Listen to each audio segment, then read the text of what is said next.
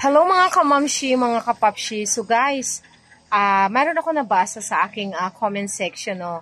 Nagtatanong sila, bakit daw, mahal na daw ang isda dito sa Bantayan Island. Murag wala na kuno sa isla. So ato ning tubago no para malinawan jud ang tanan ba. So nganong mahal tungod kay ang gamit pud nila bag-o sila mangisda, aside sa puwerte ng lisurang mangisda no, ang ilang gasolina, paon sa ilang lalo na sa kitang ha, sa mga mangingitang.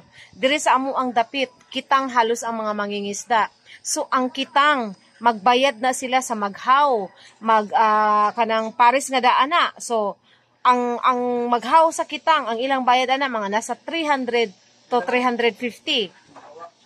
Tapos naapay magpaon, ang paon sa usa lang kalaray, ang bayad ana 50 pesos. So ang paon pa, perting daghanan nilag makonsume nga paon, kay bawat taga butangan og paon.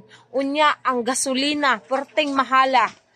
Ang kahago pa sa tao, so mauna nga ayaw mo katingala nga nganong ni mahal na ang isda. Kay tungod ang mga palitunon pud karon puwerte nang mahala. Sa gasolina pa lang, sa paon puwerte ka mahal. Usahay kani guys no, mauni kaning kuan, mauni siya realidad sa mga mangingisda. Mauni siya realidad sa mangingisda. Usahay resto ang mangingisda. Ako kay baw ko ani kay mauni siya kuan, mauni siya hanap buhay diri sa amua. Mauni hanap buhay sa akong brother-in-law, akong mga igagaw. So most of the time kuan na sila, kanang resto na sila sa ilang panagat. Oo, tsamba na kaayo kung ang mangingisda naa sila sobra. Yes, totoo yan. Naapoy time nga dako-dako po din ilang kuan, ilang maganansya, pero most of the time kuan na sila kanang resto.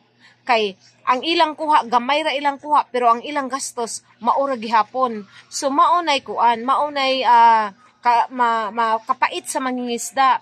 Aside sa perting lisura mangisda, kay kung maabdan kag hangin, so ang imong kinabuhi kuan pa kanang dangerous pa kayo, delikado. Mao na nga ayo mo katingala nganong mahal na ang isda diri sa island, kay tungod tanan mga palitunon karon di ba nagmahal naman. So alangan naman ang isda mo'y magpabiling barato nga ang ilang mga gamit, ang mga material nga mga gamito nila sa pangisda puwerte man pong mahala. So mao na guys nga kita nalay kumbaga magsinabta na ita kay kung taga diri ka, taga Bantayan ka, o ikaw usa ka pamilya ka sa mga mangingisda, makaingon jud ka nga porting kaluoy sa mga ngisda, luoy jud sila sa tinuod lang. Kaya dapat kanang grateful ta nga naatay ka ng mangingisda.